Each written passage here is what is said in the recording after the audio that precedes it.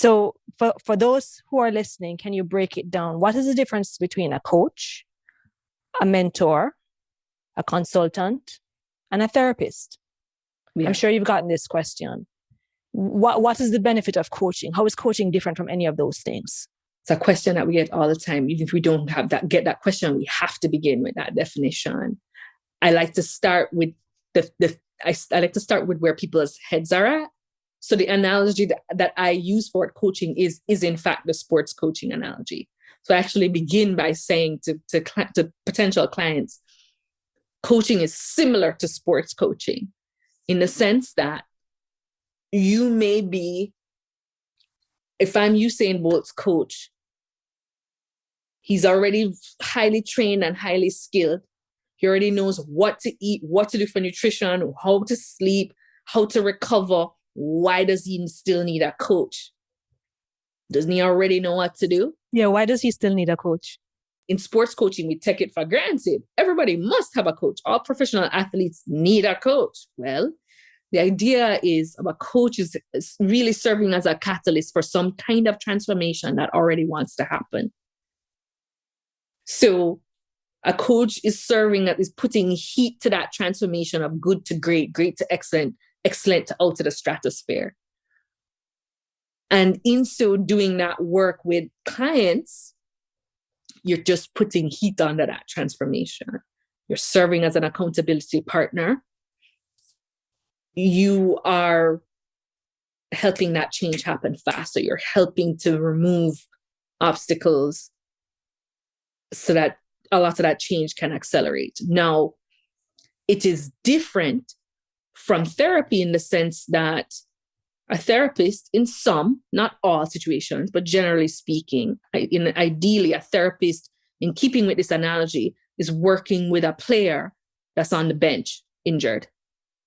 The goal of the therapist is to get you back to your baseline. So you're in such distress that warrants therapeutic intervention, right? Like you're in distress that's taking you out and away from your being able to do your normal day-to-day lead your normal day-to-day productive life. You're on the bench. How do we get you back to your baseline? And in general, but not exclusively,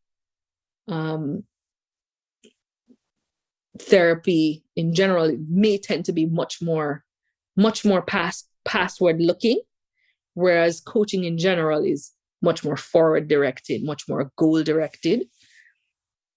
And so by and large, if coaches are engaging with clients that need therapy, so a big part of coaching is being trained and prepared to refer people to therapy that do not belong in coaching. And or there are situations where some folks may be in coaching and therapy at the same time. There are some therapists that are trained in coaching as well. So all that said, now there are several specialties within coaching as well. So you may have a divorce coach, you may have a parenting coach, you may have a leadership development coach. So many different flavors and subtypes. It is different from mentoring or consulting in the sense that a consultant is coming in as a subject matter expert. I have the knowledge and I am here to pour knowledge into you. Whereas a coach is coming from the angle of you have the answers to your own questions, but you might be digging for gold in the wrong spot. You might be using the wrong tools. You might be using a chisel instead of a shovel. And so we can explore that together, but you have your own answers. So a lot of clients may be coming in actually thinking that coaching is consulting, and it isn't. So there's a constant training of the client as well, of the coachee, to be like, sounds like you may want a mentor for that. Remember that in this engagement, I am a coach. Therefore, this is what I do. Do you want a mentor for that? How might you get a mentor for that? And so there's a constant reminding folks, because even if you've given people that spiel, they're going to forget.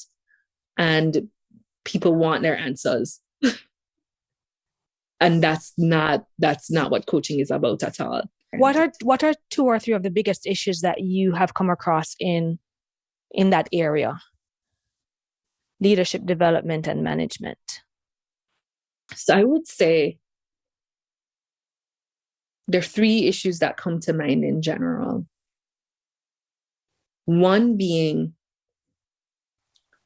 folks who are feeling like they're out of their depths, or they are in a role where they're feeling very insecure, feeling very unconfident, feeling like their confidence has been shaken. Maybe a particular incident happened and baggage from that has carried over in such a way that they're feeling like that they're an imposter, right? And that they're going to be found out. And so they may be withdrawing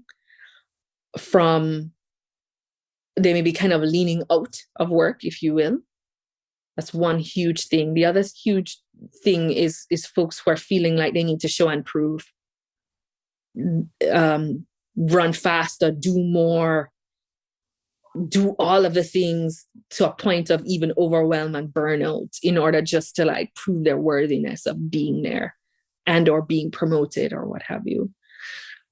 And then there are folks who may be struggling a lot with, so just to even back up on that, so a lot of folks may come with, I'm feeling stressed out and overwhelmed and burnout. But when you backtrack, a lot of that is usually tied to perfectionism, which is kind of tied to feelings of unworthiness, right? But the initial kind of inflamed part that we see is overwhelm.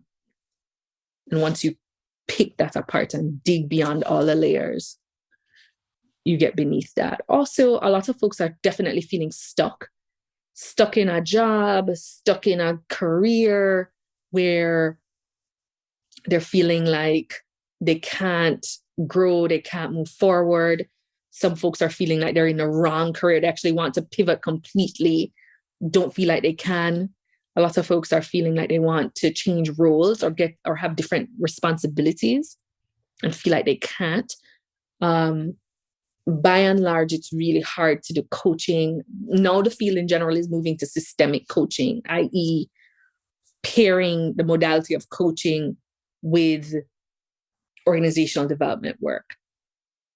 So there's only so far any coach can go, just in the sense of coaching. So what a lot of companies and a lot of people in the field are doing now is, yes, pushing one-on-one coaching and pushing access to that, but also pushing related organizational development consulting work, as well as broad training, so that everybody can be moving instead. So you're not just having these breakthroughs at an individual level that cannot be scaled throughout an organization.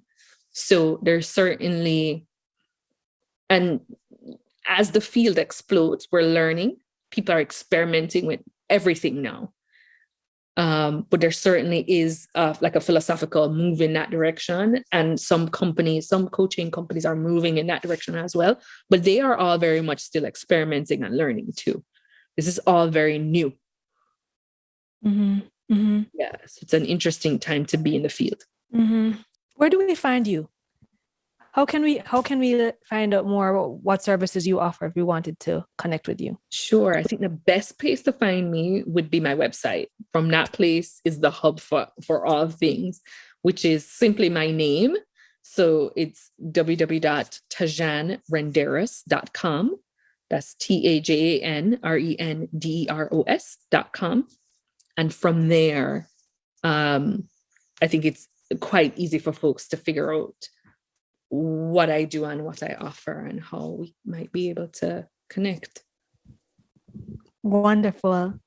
Thank you, Tajan, for sharing your time, your expertise, your story.